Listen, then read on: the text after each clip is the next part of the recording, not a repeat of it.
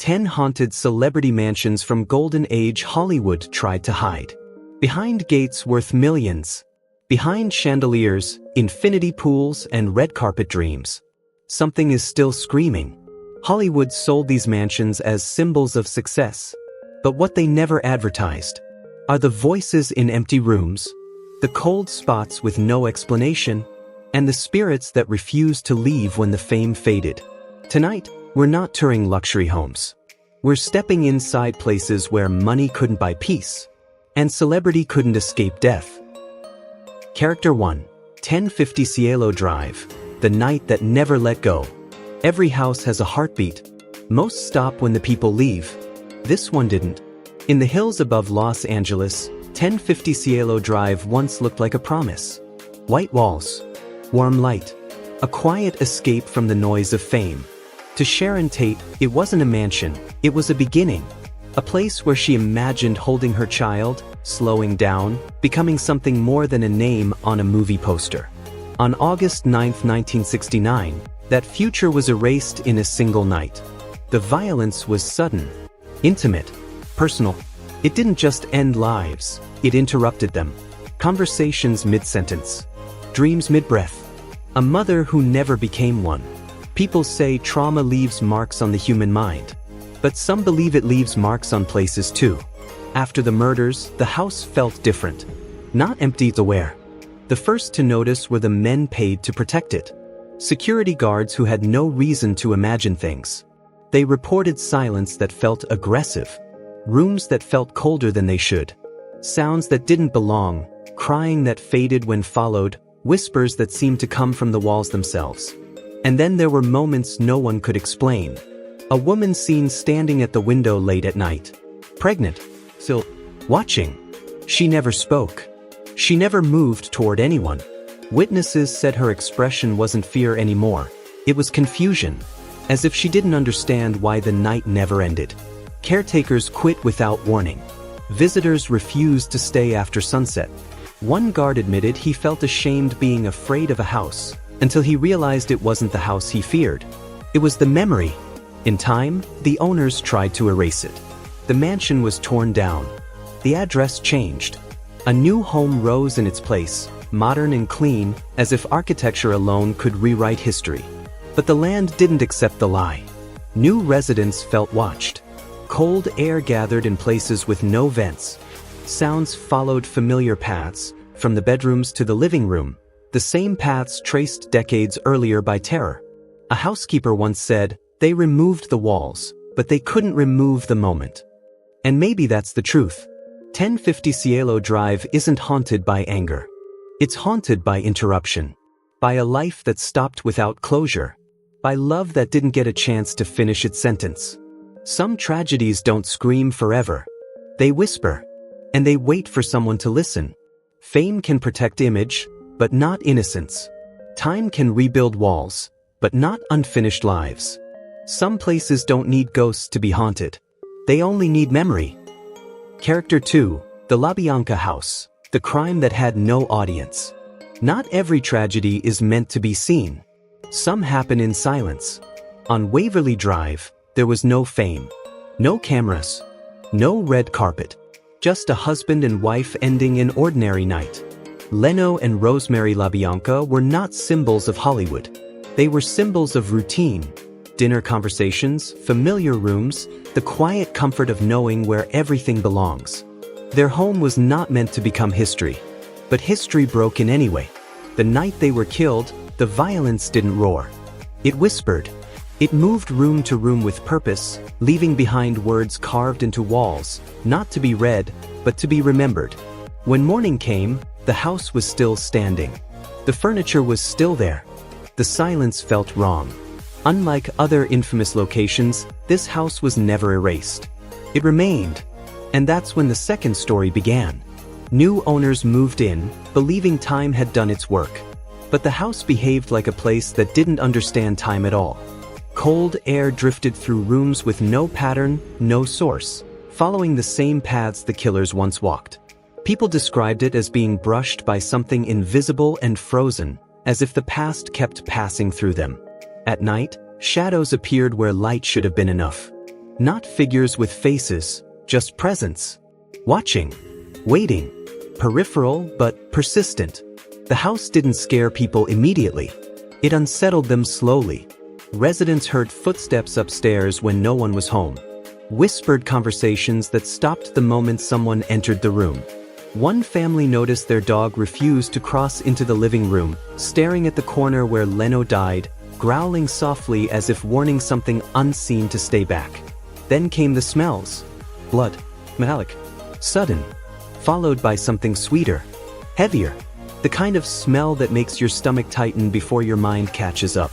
Paranormal investigators would later say it was common in places where trauma never resolved. One owner said the most terrifying sound wasn't screaming. It was scratching. Late at night, faint movements along the walls. Slow. Deliberate. As if someone was still writing a message no one could finish reading. Most owners didn't last long. They left with the same feeling. That the house wasn't angry, it was occupied. Not by ghosts seeking revenge, but by a moment that never got an ending. The LaBianca House doesn't demand attention. It doesn't perform. It doesn't dramatize its pain. It simply exists, replaying the same night over and over, waiting for someone to acknowledge that what happened there mattered. Because Leno and Rosemary weren't famous. And maybe that's why the house refuses to forget them. Some tragedies echo louder because no one was watching. Some homes become memorials not to fame, but to forgotten lives. And silence, when left too long, becomes its own kind of haunting. Character 3. Pickfair, when being remembered matters more than letting go. Before Hollywood learned how to replace people, it learned how to worship them. Pickfair was not built as a mansion. It was built as proof.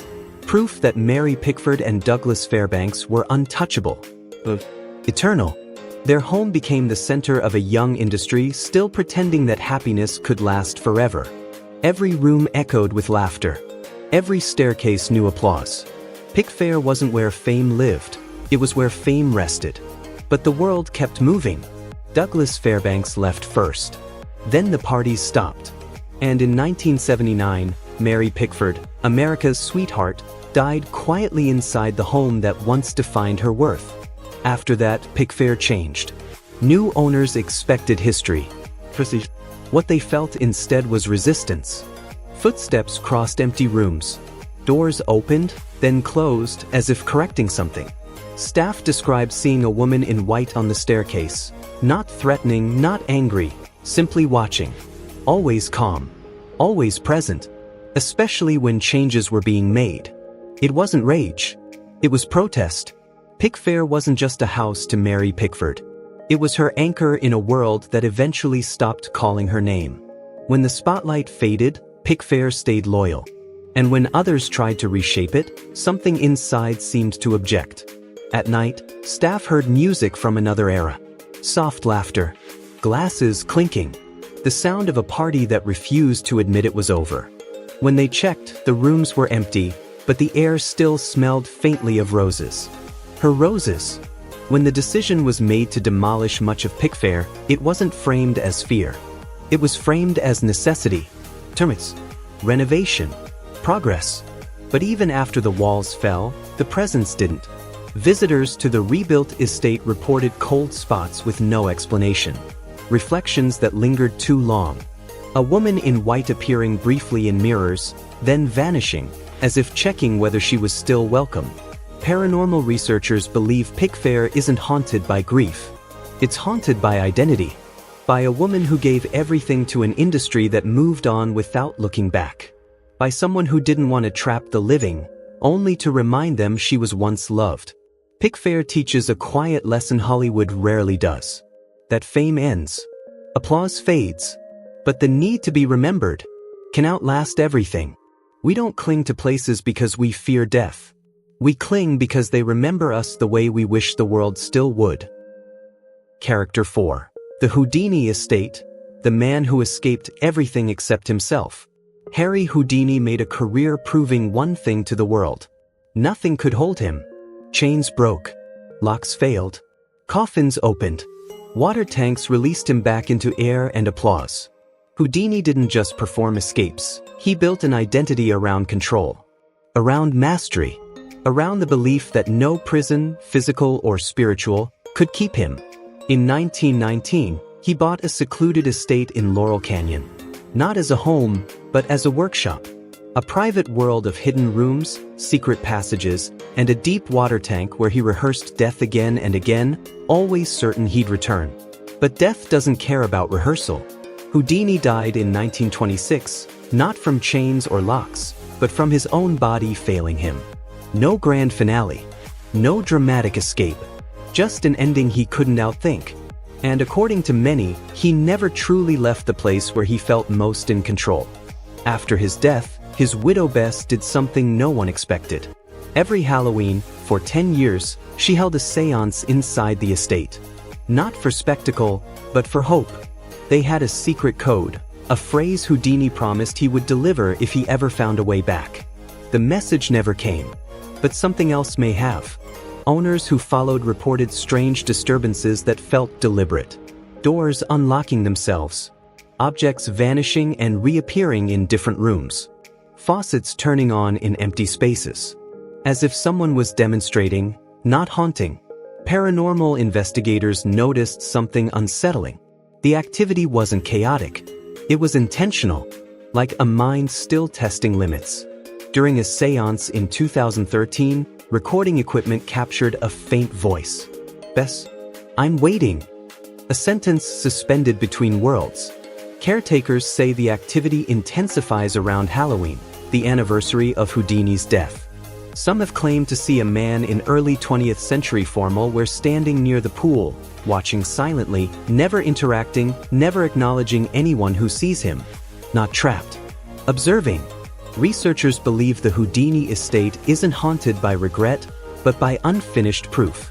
A man who spent his life debunking the supernatural may have been unable to accept an ending without answers. The greatest irony? Houdini escaped everything, except the need to know what comes next. Control can conquer the world, but not uncertainty. Some people don't stay behind because they're lost. They stay because they're still searching. Character 5. The LaLaurie Mansion, when darkness does not want a witness.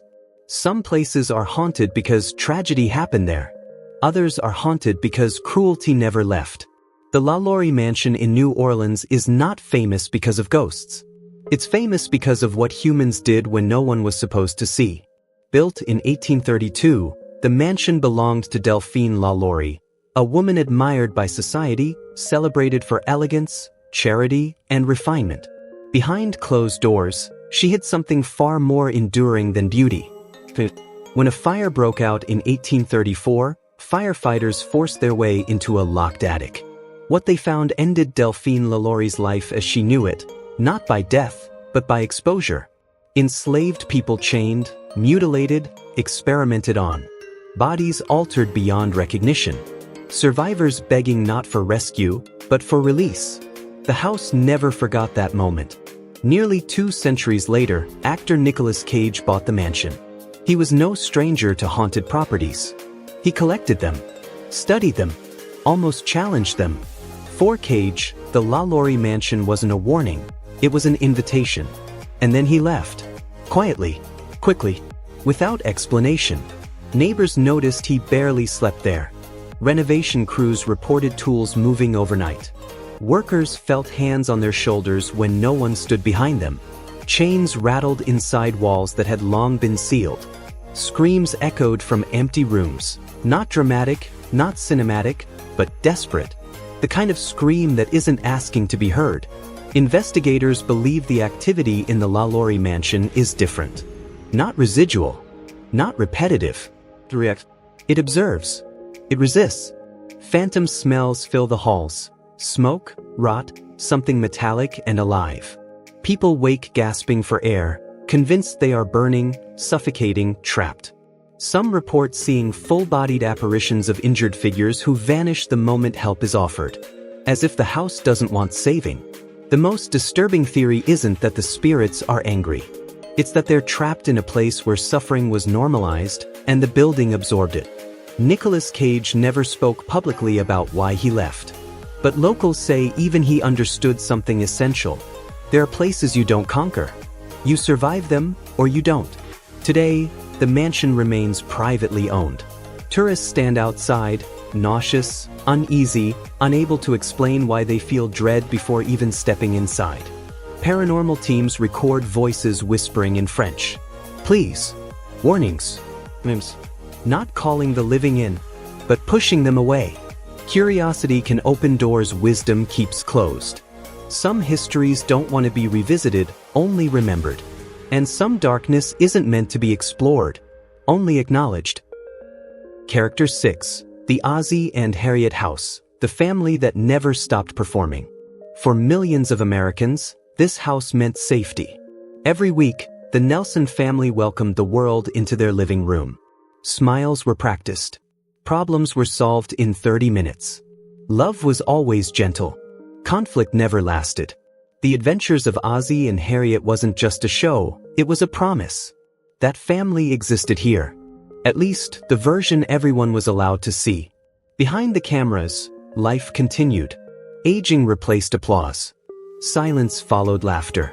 And when Ozzie Nelson died in 1975, something in the house seemed unwilling to accept that the show was over. New owners moved in expecting nostalgia. What they encountered felt more like observation. Late at night, the sound of a typewriter echoed through the house, rhythmic, deliberate, coming from Ozzie's former office. There was no typewriter. There hadn't been one for years. Yet the sound returned again and again, as if someone was still trying to write the perfect ending. Others reported Harriet's presence. A soft humming in the kitchen. A woman pacing the master bedroom, walking the same path repeatedly, from bed to window, window to closet, searching for something she couldn't name. Not angry. Not frightening. Unfinished. The house didn't feel hostile. It felt crowded. Families who lived there described an overwhelming sensation during dinners and holidays, as if invisible guests were seated beside them, watching closely, judging quietly. Moments meant to be private felt observed. Personal arguments triggered doors opening on their own, almost as if the house itself was trying to restore order.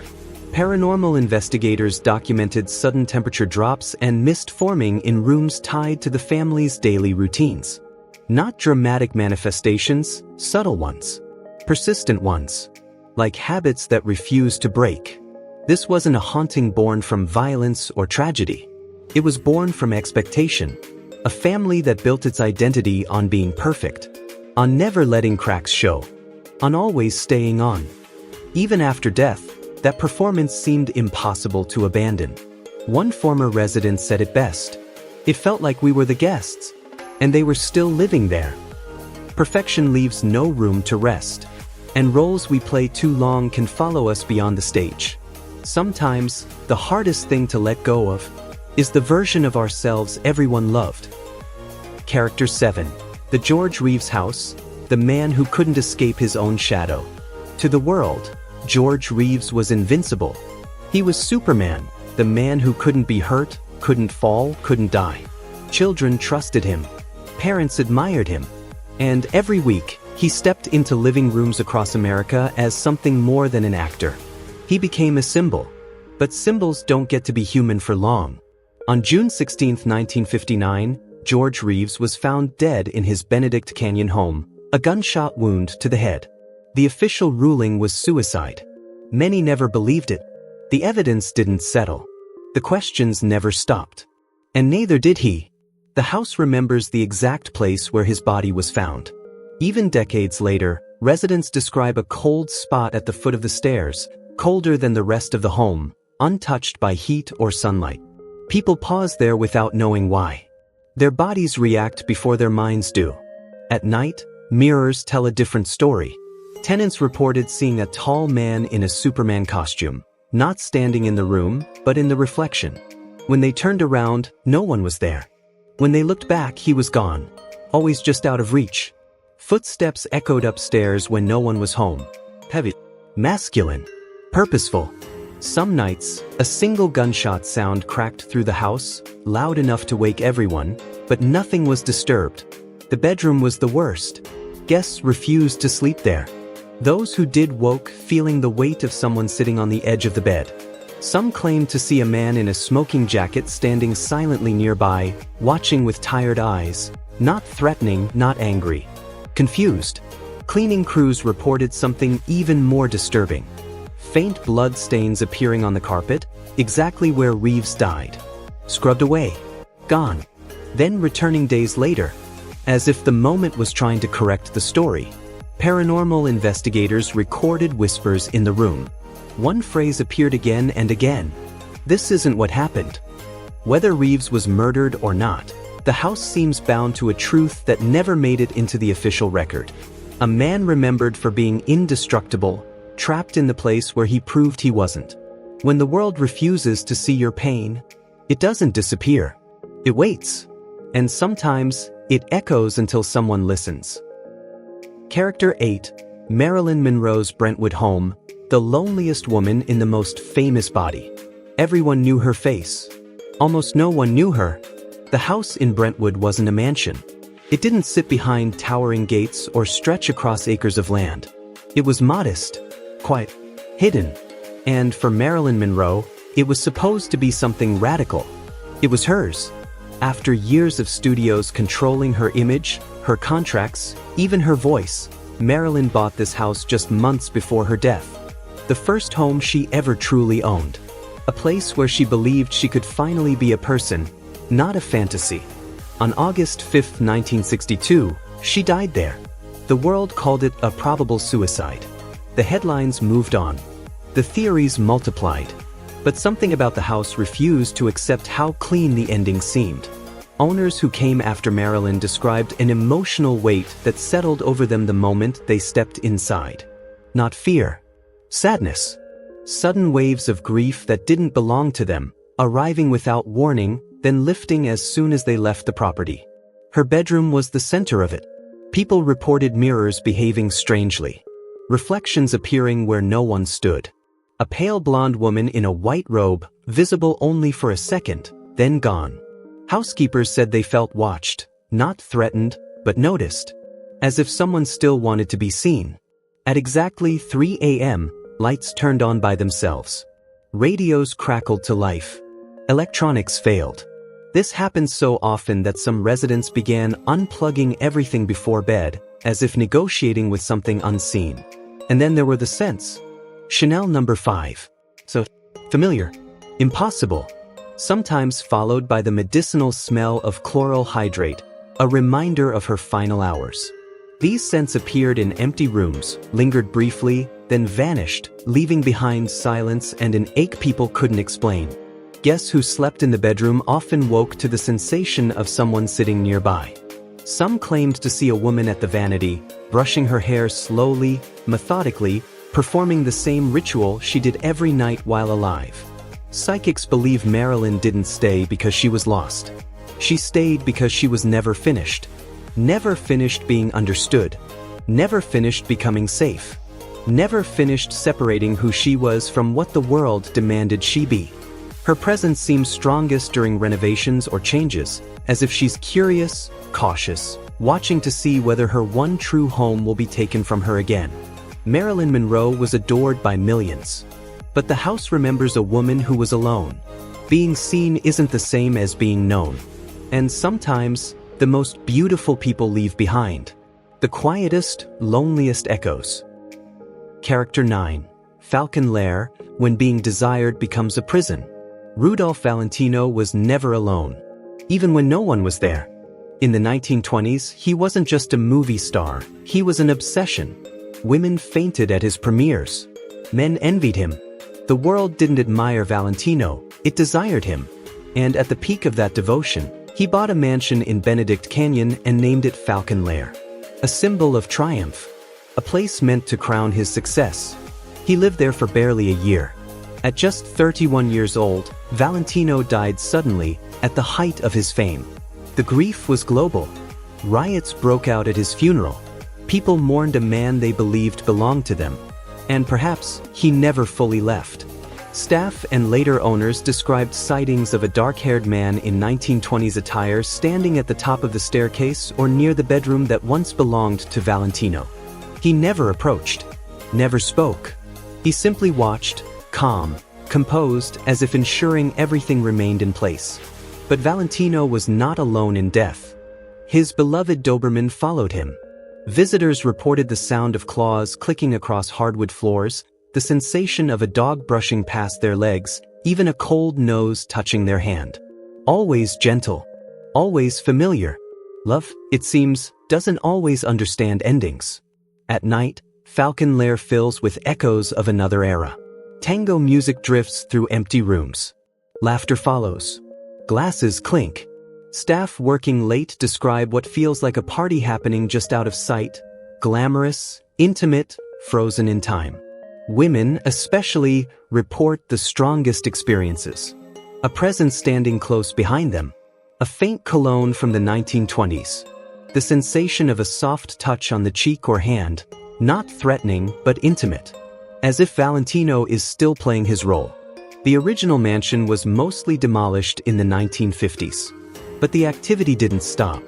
It adapted, which led investigators to a quiet conclusion. Valentino wasn't attached to the building. He was attached to the adoration. To be wanted. To be seen. To never be forgotten. Falcon Lair doesn't feel haunted by tragedy. It feels haunted by applause that never faded. When love turns into worship, it can trap as tightly as chains. And sometimes the hardest thing to let go of is being wanted. Character 10, Bela Lugosi's apartment. When the role refuses to die. Bela Lugosi didn't just play Dracula. He became him. By the time Lugosi moved into a modest apartment on Herald Way, Hollywood had already made its decision. The accent, the cape, the stare. Audiences loved the monster, but forgot the man underneath it. As roles dried up, Lugosi faded from the spotlight, carrying a character the world refused to let him set down. In 1956, he died, buried in his Dracula cape, by his own request. That should have been the curtain call. It wasn't. Tenants who later lived in Lugosi's apartment described a presence that felt aware. Not violent, not chaotic, watching from doorways, standing just out of sight. The room would grow suddenly cold, as if something tall and thin had stepped between them and the air. Then came the smell. Pipe tobacco, old-fashioned, heavy, appearing without warning in empty rooms.